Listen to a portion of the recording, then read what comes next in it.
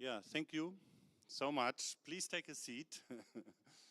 We are really honored and pleased to have that very special case in this morning on what we call making the case for Pakistan. And it's not just for Pakistan, it's focusing the session on what role do faith actors play as first responders to immediate crisis, to man-made crisis, humanitarian crisis, and I'm very honored to have on my right-hand side Dr. Sara Safdar. She represents the government of Pakistan. She was the Minister of Religious Affairs in Peshawar and is actually on the committee in the Higher Committee of Education now. Thank you for coming all the way. And she's also a senior advisor in her special capacity to the Pak Mission Society, one of the conveners of our session. Then I'm very honored to have Dr. Heike Henn on my left-hand side here. She's one of the key main negotiators on behalf of the German Federal Ministry of Development Cooperation. And I can say, I think, one of the pushers for the Loss and Damage Fund, if I may say so. And I'm very honored to have her here on my left-hand side on a very short notice, since, as you can imagine, main negotiators in teams of governments have quite a schedule to follow, to say the least. I'm also very honored to have Kamasab on my right-hand side. He is one of the key experts, I would say, from whom I learned a lot about localization, what concretely localization means in a situation of Pakistan, a country that is on the top list of the most affected countries by floods, climate crisis, refugees. As you might all know, it's under the top 10 countries of constant flooding, earthquakes, crisis. In 22 alone, 1/3 of the country was flooded. I come from Germany, where we had in Ahrtal a very small flooding compared to what I've seen there. But it was one of the worst I've seen in my life. And people were displaced, as we just heard from Filippo Grandi. This intersectionality of human crisis, climate crisis, and the refugee crisis, unfortunately, cause each other to a certain extent. And I think we have to realize, and this is what we will discuss today, what's government's response and what's the response of the faith-based actors and the NGOs, civil society. I go on. Next is the CEO, Johannes Peter, of Humedica, one of the main humanitarian implementing agencies in Germany. Strong support by the German government, I may say so, BMZ and Foreign Affairs. And they are the intermediary also to implement big programs on humanitarian relief in Pakistan. Thank you for coming, Johannes. And then we are very honored to have Kekshan Gibran from Pak Mission Society as well. She represents the Business Development Department of the Pak Mission Society. And she was also one of the main conveners and supporters of the LICOI, the young climate activists in Pakistan, the women gatherings, the pre-conferences in Pakistan, making the case for today's COP. And we are very happy to have you because you will represent also young leaders and their demands on what needs to be achieved at COP28. By saying that, let me kick off this session by just thanking you for coming. We will open the floor since we are a group which can interact here in this room. That's the intention of the Faith Pavilion, the first and foremost Faith Pavilion at a COP. Thanks to Dr. Iyad and other people here in the room, we can gather here in this central space where faith actors are in the blue zone for the first time, I think, in the history of 28 COPs. So that's also something to celebrate. Maybe we can give an applause for that.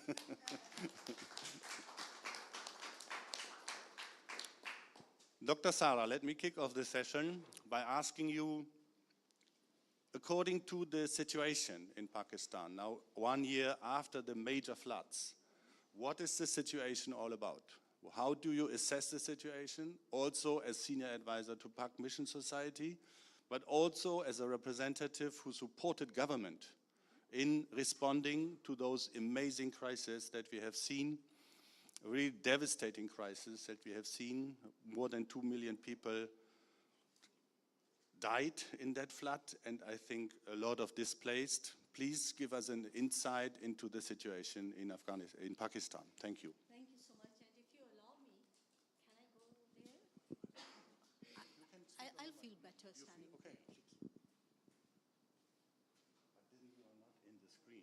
You are not in the screen. All right. Please. All right. You Okay. may I have to be on the screen. Okay. You have to be on the screen. Thank you so much. I'm so honored to be part of this panel today, representing the government of Pakistan as well as the Pak Mission Society, the organization which is working for the betterment in the life of the people. To start with, everybody knows that the Afghan refugees who are living across the border, they had been coming to Pakistan. So referring to the UN commissioner here, he said, when I met him, he said, what is the situation of the Afghan refugees now in Pakistan?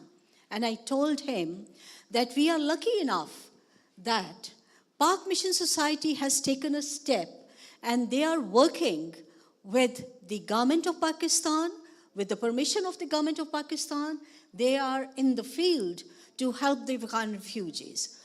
If you might be knowing the history that why we have the Afghan refugees in Pakistan. It started in 1980 with the Islamic Revolution in Iran and then the Red Revolution in Russian states. So the Afghan refugees were pushed in Pakistan because of the situation on their right and left. So these displaced people, when they came to Pakistan, they were provided with shelter with an open heart. The first step was to provide them the shelter.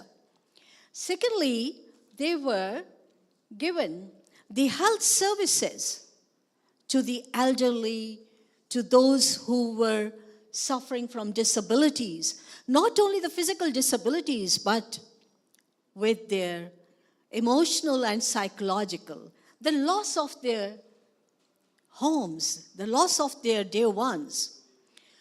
Thirdly, the government of Pakistan helped these refugees in providing the education for their children.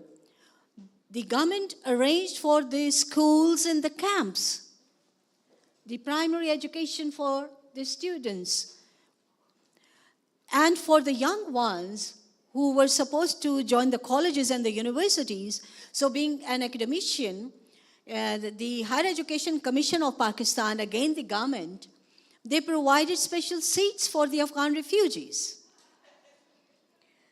Then the more interesting part was that the government provided the technical skills to the youth who were not educated or those who did not carry the skills to be in their practical life. Here I should mention that the Pak Mission Society is lucky enough that in Khyber Pakhtunkhwa, the province in the north, they have got the permit to work with the Afghan refugees in the northern areas, as well as in Afghanistan. So, Pak Mission Society are helping the women. The group which are targeted are the women, the youth, the senior citizens, as well as the children in the schools. They go for the competition. They go in drawing and writings. I know I'm taking much of your time, but Mr. Commissioner asked me, please carry this message to your government. and his question was, do not disturb the refugees during winters.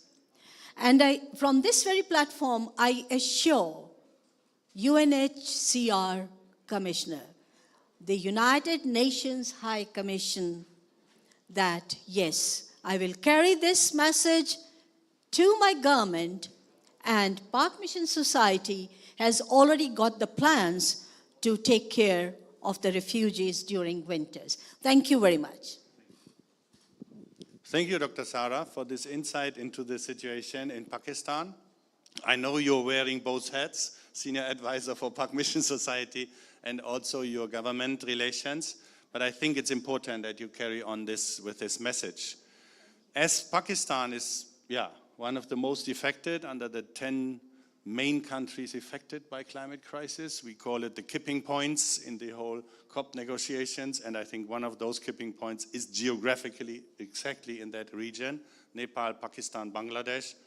Dr. Hen, my question to you, what is the response of the German government? You know, especially since we know, and we are in the FACE pavilion, that Germany is part of the country, the two of us including, that causes a lot of CO2 emissions. And we are discussing in this room also the question of climate justice. So what do you think is needed?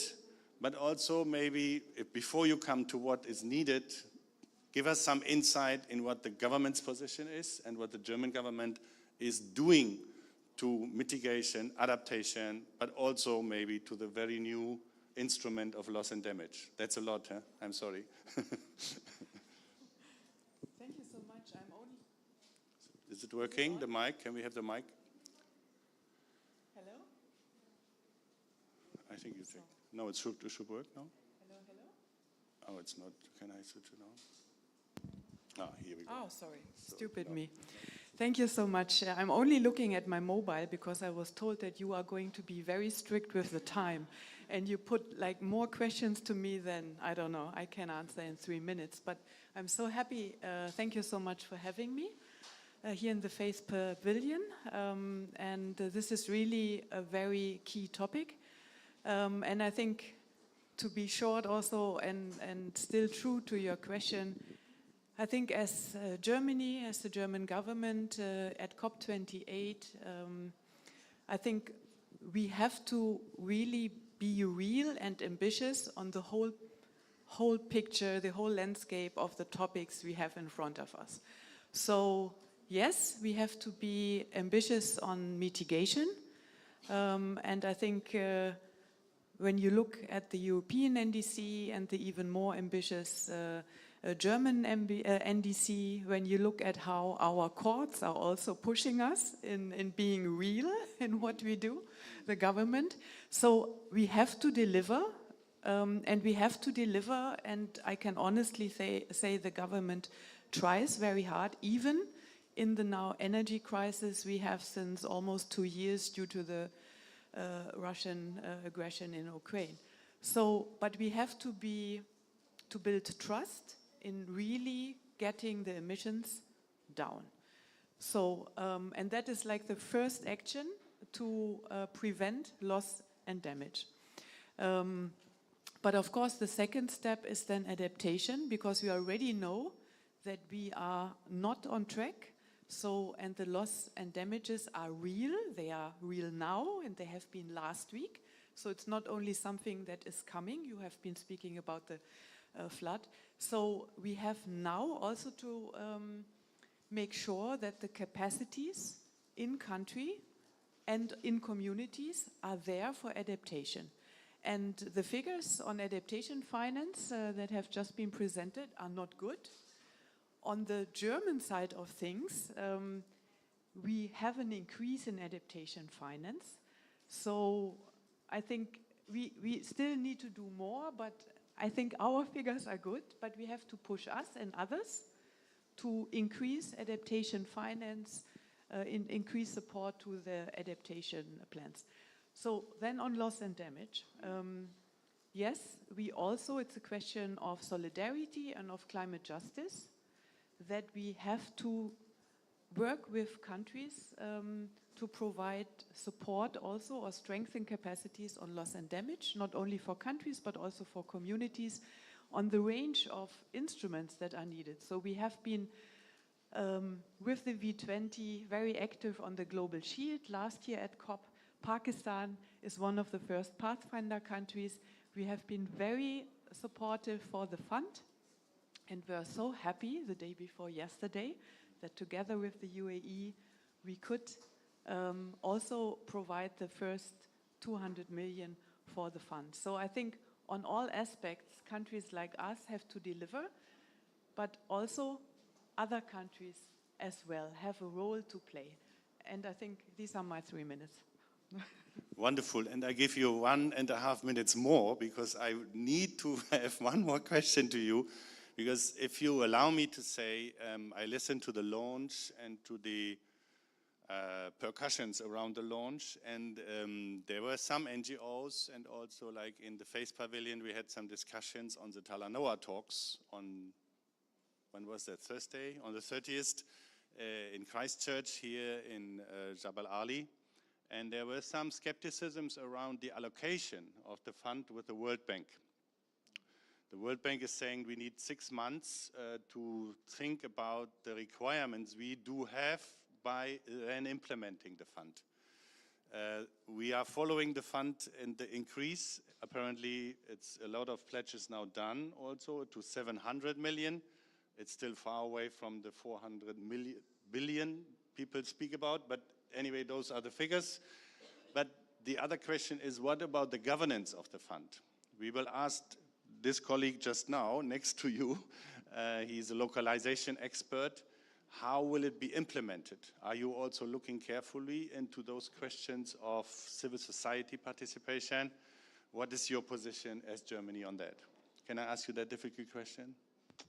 Not difficult. Okay. Happy to answer it, but 1.5 minutes, but I will try. So I know the criticism on World Bank. I fully agree that it's not the ideal option, maybe. If they fulfill all the criteria, it's good. But I think many countries in the TC from all groups more or less agreed that it's the best option available. And if you look at the long list of conditions that were set in or now decided on, I mean, 6 months are not a long time to fulfill these conditions. And when we look at the GCF, how many years, 3 or 4, it needed to get slowly up and running, it's maybe not 100% fair. On governance, but we have to see and to push the World Bank. So I fully agree with that. And we have like a 4-step approach now decided. So I think there's ample opportunity to monitor and evaluate and be critical on it.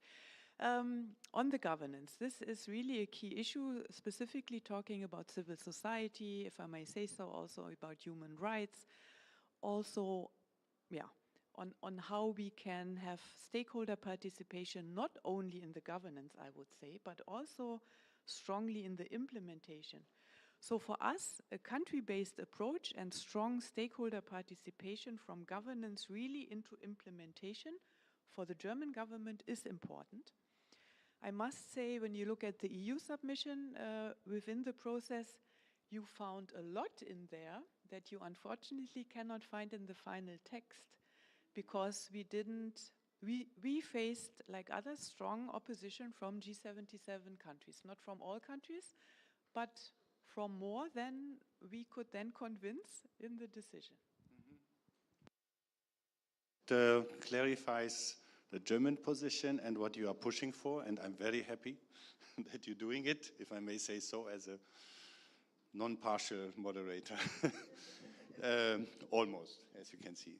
Kamasab, you gave the slogan to this session, Localize Loss and Damage Fund, nothing about us without us. So what do you think about localization? How does it work concretely in Pakistan? I know that you managed a lot, the National Humanitarian Forum. You really convened people and brought them to come up to COP with one voice. We are really excited to have you and happy to listen to you. 5 minutes, maximum. Let's say 3, and then I give you another 2. Thank you very much. First of all, I would like to explain the landscape of, humanitarian architecture in Pakistan. Like I have analyzed three major, the networks. Like one is the Charter for Change. For the country level working group of Charter for Change, PMS is hosting it from last 1 year. So we have 12 organizations, including 9 faith-based organizations as a signatory, 9 out of 12 as a signatory, and 21 endorsers, including 5 faith-based organizations, local or national. Then we have NEAR network, that is only South-led network. It is working in 36 countries, including Pakistan. So we have 17 members, but only one faith-based organization, that is my organization, Pak Mission Society, and we are convening NEAR network as well for next 3 years. Then we have START network with 54 members from Pakistan, including 10 faith-based organizations, but majorly they are international organizations, very few, maybe 25% of those will be faith-based organizations. With this landscape, the role of faith actors is very, vigilant to how they perform and how they work within the humanitarian response system, and being the frontliners in any crisis. I would say that we need to work on these lines, like we need to adopt the people first approach for climate financing, and I would recommend that it must be channelized through local actors, and it must be fair, equitable, and inclusive. And likewise, the approach for financing must follow the principle of leave no one behind, because with this approach, we can only ensure the inclusion of faith actors being the frontliners, and ensuring their inclusion across the board, not only at the participation level, but also at the decision level, and then the implementation level as well. Then we also need to invest in adaptation, resilience, anticipation, and early action, so that losses can be minimized for the communities when any type of climate hit, due to the loss and damage. Then the operationalization of loss and damage should be in a way that truly meets the needs of those people who are being affected by the climate change and disasters. I have only 2 points. One is the national, institutional, and legal frameworks, whichever we have. Like we have National Action Plan 2023, that is just announced by and produced by the government in 2023. We need to decentralize it because it's a national level plan. So we need to decentralize it at the provincial level and at the district level, so that the faith-based actors could be involved, authorities, local authorities, and indigenous people should be involved in those plans, so that it can be implemented in a more efficient and in more efficient way. And likewise, we don't have any national level localization framework, because after the grand bargain, still we are struggling. And if we want to measure where we are now and where we want to go, we need to first finalize that this is the national localization framework, and on the steps of those, pathways, or we can say that the direction, or strategic direction, then we can say that no, after 5 years or 3 years or by 2030, we have achieved so far, and we need to work more on these lines. So these are some of the thoughts from localization perspective from Pakistan. Thank you. Thank you so much. I think that's a very good strategy, those 7 points. But I know the Charter of Change. I know that even Humedica will speak next, is one of the signatories from the German side. It's a very ambitious plan, the Charter for Change. NGOs, FBOs are committing to give figures on what is localized, what is implemented on a yearly basis. And if they don't give it in 2 years, they are getting out of the Charter. So it's a quite ambitious civil society program. And I think it has impact already in the discussions here in COP, what I see in some of the sessions. I'm always very hot and interested in knowing how do you do it? Because you say the government has no localization strategy. You say it's decentralized to a certain extent on province level. But now, what is Pak Mission Society as a lobby organization, as an advocate for localization, doing concretely in getting this localization done, because looking at the global figures, we know that only out of the ambitions of the first World Humanitarian Summit in Istanbul, which I was privileged to attend, only 1.5% is really localized out of funding. So we are far away from the 25% that we wanted to localize in 2015. How is Pakistan making a difference? 1 minute. Yeah. Thank you very much. So I think at the donor level, like USAID has designed their localization policy. Likewise, the German government has finalized and they have designed. So now it comes to, the local actors, that how they align their priorities with the donors. And likewise, the country level teams we can say that the management of the intermediary RI NGOs, they need to also understand that how they can ensure the participation of local actors and they can channelize more funding through the local actors. And likewise, my colleague will be sharing the more on the study that we have designed, we have conducted, and it has clearly mentioned that most of the organizations we have, discussed and we have interviewed and assessed, they have the capacity in terms of financial management, in terms of coordination with the local, provincial and national governments, and they have, implemented a huge number of projects and with the, heavy magnitude of financial management, they have implemented already and they are implementing. So it means the capacity is not the issue with all the faith-based actors. So we need to understand that which are the actors who can absorb the funds, who can implement, who have the relationship and trust with the grassroots communities, and who are working from long time. So we need to understand which organizations are working at the grassroots level. They have the coordination mechanisms with the government, and we need to promote those organizations so that we can achieve whatever we have committed during the grand bargain, and now we are also in it's 2.0, then it's 3.0. So we need to, not only, we need to honor our commitments and we need to go for the actions. Thank you. Thank you so much. I think this is an applause. I don't want you to rest only on your phones. I hope you listened to what he said. There is a strong commitment in really networking and making the case. We have the CEO of Pak Mission here with us, Adil. I think that commitment was outstanding and it made a big difference, if I may say so, as an independent consultant to this process of localization in Pakistan, which really convinced me. But let's go to Humedica as an intermediary, channeling a lot of German funding also to this crisis and in the relief programs. But Kamas spoke a lot about the reliability, accountability, due diligence, all those requirements, donor requirements, which you also stand for in your accountability approaches. What is Humedica doing on pushing the localization agenda? I would like to take this opportunity first to express my high esteem and appreciation for the collaboration we have with our local partners, but also very much supported by the German government through BMZ, the Ministry for Economic Collaboration and Development, and also the German Federal Foreign Office. And I think my experience and our experience is that when we talk, there is real listening and there is action upon what we share.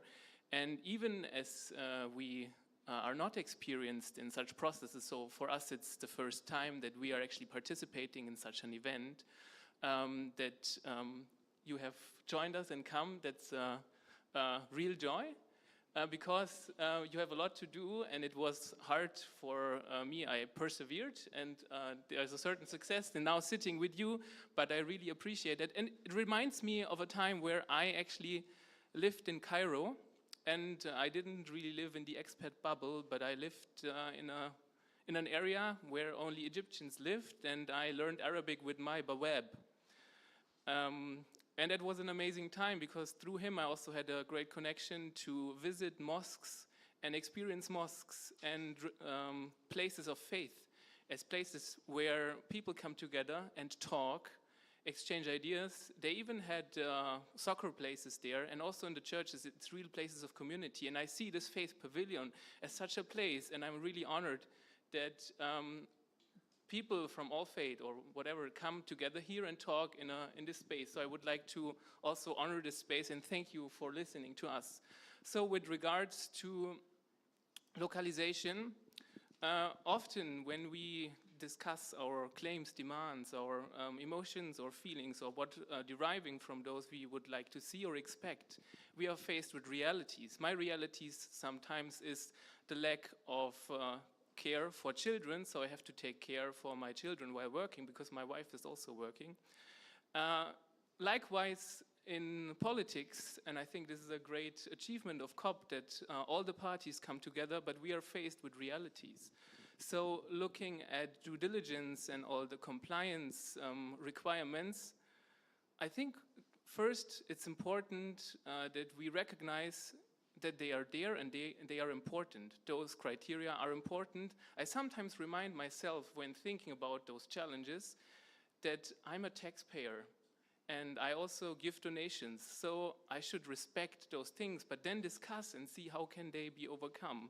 And there, looking at our collaboration with many local organizations, I can also say that there really is support for sharing capacity.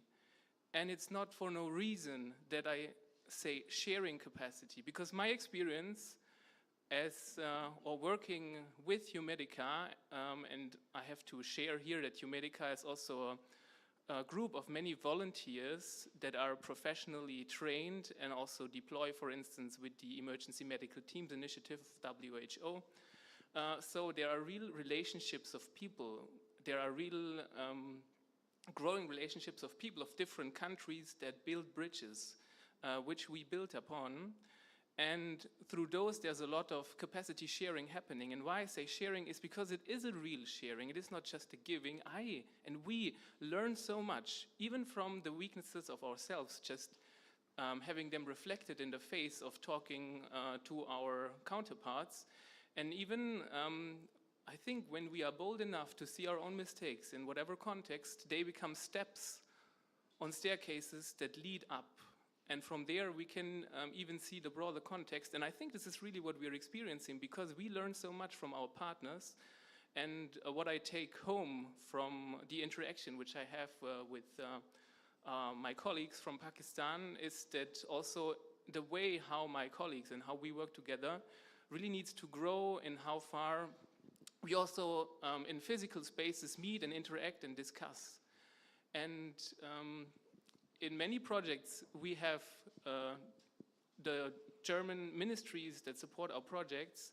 They really allocate funds and expertise to share expertise with our local partners. And in some of the projects we are currently doing, we see really how this bears fruit, which then will help again that local actors can really implement what we are asking for, most locally led with faith actors, the most local possible. And I think this is also a backbone that this system needs. So we require it, but we also built it, and we get the support for this. So this is really a step we can build on.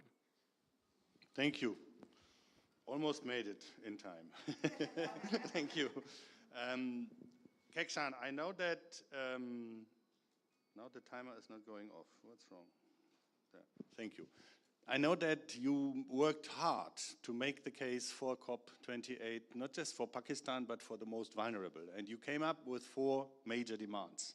We want to show them on the screen, but I want to give you the floor for the 3 minutes and then open for the last 5 minutes on some questions from the plenary, because you are all here and you want to interact, I know. Okay, I see you already. 3 minutes, Kekshan, I'm sorry. Can we have the slide, please? Thank you so much, everyone. I'm representing Pakistan, and I'm wearing the color of my national flag, white and green, and also wearing it with black, showing the vulnerability of our country when it comes to the climate-induced disasters. All of you sitting here, ladies and gentlemen, can you imagine that if you are living in a country where 63% of the population belongs to the young people, and in which 48% belongs to women. And out of 48% of women, only 8% of women contributes in the economic factors. The country where the economy is dwindling, where the politics is trembling, and where the societies are evolving and struggling. What if the climate disasters every year, the floods, the heat waves, the gulfs, the landsliding, taken away and snatch all the lives and livelihoods of the people living under the poverty line? In Pakistan, the majority of the people lives under the poverty line and earns only $3 a day. Loss and damage, if we talk only about the flood 2022 alone, there was a loss and damage of 30 billion USD. And it has affected 33 million people. So for people of Pakistan, the loss and damage is not only a negotiation point for 12 days of cope. It's really a hope for the future. It's a hope for those who have lost their homes. You can imagine if one can lose their home, what will be the feeling and that traumatic feeling for the future? It will be the hope for those who have lost their livelihoods. It's a hope for those who are really tired now of facing the climate-induced disasters year by year. So while we are in the COPE and we have very high hopes from the Loss and Damage Fund, and we came to know about the very interesting pledges which are coming up from different countries, but still the question is, I want to ask everyone sitting here, that you really think what is the topic of today's conversation, that is that Loss and Damage Fund is properly coordinated and equitable? Maybe some says yes, some says no, and some says maybe. But the question is, we talk about governments, we talk about countries, but we really talk about the people who really affects from that particular disasters. So we are bringing forth one of the recommendations, which is also the slogan of this event, that nothing about us without us. You cannot take decisions without including the local faith actors about their self, because they are historically being the first one who respond these disasters everywhere. But when it comes to the funds, when it comes to the adaptation, they're already always at the vulnerable side.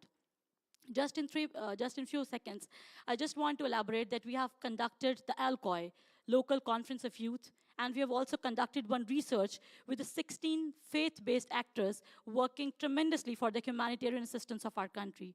And we came to know that there are 4 big gaps existing in the whole system, and I want to highlight them. The first one is it is related to the power structures. Power structures are so bureaucratic that it's find a little space for the vulnerable community, for the women organizations, for the youth organizations, and for the faith actors to come forward. The second one is the perception dilemmas that really pitch us forward, not going us forward, but take us behind. And I think that question of leaving no one behind is not an applicable thing for Pakistan, because there are a number of people who are behind since so far. The third one is that the preparedness barrier. It's easy to say that you have to adopt, you have to be resilient, but that resilience and adaptation requires fund. And if that funds are not channelized to the right stakeholders, so I think I just want to end my part by raising 4 demands. That is first, the localization of loss and damage fund. The second is mainstreaming of the voices of the faith-based actors at the policy level, not just in the events and shows. The third one, nothing about us without us. And the fourth one, that climate financing for improving the adaptation capacity of the local faith actors. We believe that we are not so far late. Time is now. It's a time to turn our ambitions into actions and our promises into progress. Thank you very much. Thank you so much. This was a very conducive positioning of Pak Mission Society and all your networks, because you're not just speaking for Pak Mission Society, you convened the LICOI. I'm allowing 2 questions to the panel. I have 2 hands up here already. If you agree, Reverend, we start with the lady. Is it okay? Thank you so much. My question is about the structure of the Loss and Damage Fund in terms of trying to improve the localization agenda. I hear that the fund is going to be administered again through World Bank. Taking from the case study of FLOCA that was administered by the World Bank, I have to say that was a failure because the structure was too complicated for grassroots communities to access the same funds.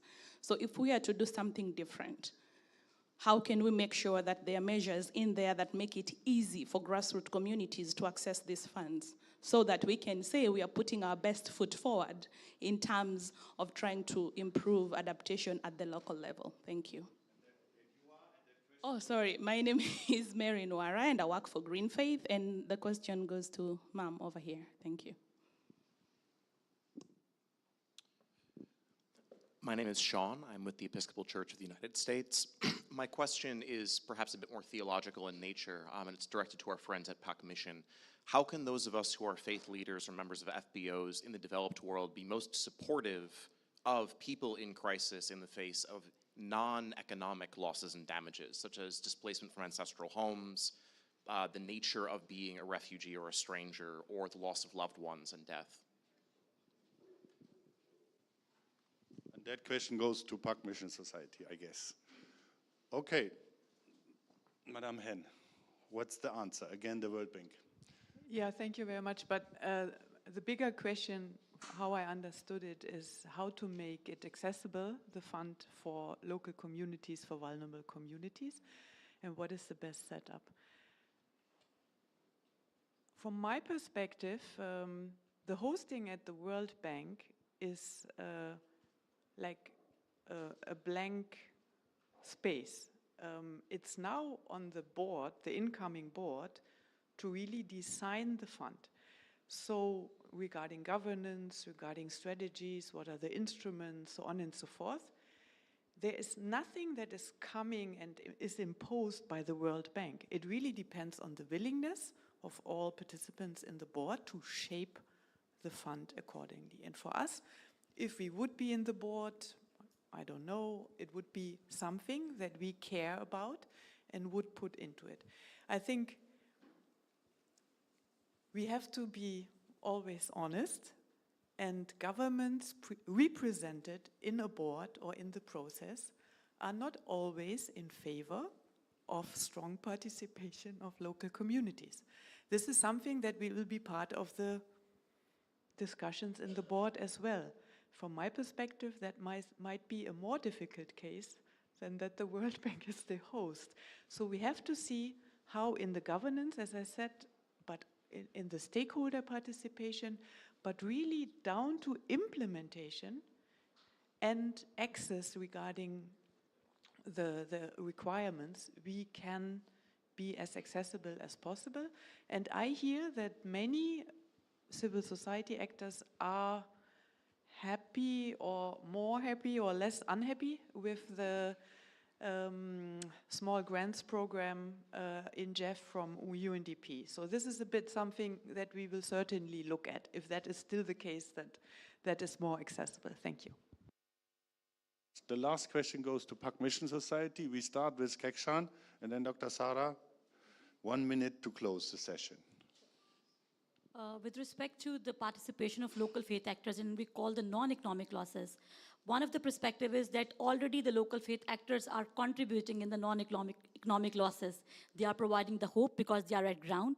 They are providing them the joy and prosperity dreams. So I think they're playing a very strong role there. But when it comes to their economic contribution, the role that needs to be strengthened, for which we are striving for and we are building the case for them. Because when we have made the research, it was the conclusion of the research that there is a lot of capacity gaps existing at the hands of the local faith actors. And if we really want to make the case for them for their economic contribution as well as their non-economic contribution, we have to work with them. We have to build that localization agenda and strengthen them at ground. Thank you. Thank you so much. Dr. Sarah, for closing. Sure. Thank you very much, Julie. Well, today's session had been very productive, conveying the exact situation of Pakistan, facing the disasters, as well as the extending hands to help the people in need. Dr. Hen, Mr. Peter, Mr. Woolley, Ms. Keksha, and Mr. Kama. It had been an honor to be part of this panel when we tried to bring out the essence of this COP28 with the faith leaders. When we look at the faith leaders and their contribution, I would like to mention that though in Pakistan we have limited resources, in many ways we are lacking resources, but an effort is always made to make use of those resources in a positive way. I'm grateful to Humedica. I'm grateful to the government of Pakistan.